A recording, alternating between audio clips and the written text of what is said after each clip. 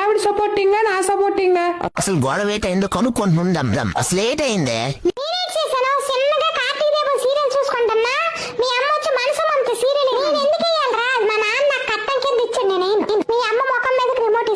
అంత పెద్ద తప్పేటమ్మా. నువ్వు మరెన్నో దాని సీరియల్ అది చూసుకుంటా నీకేమి.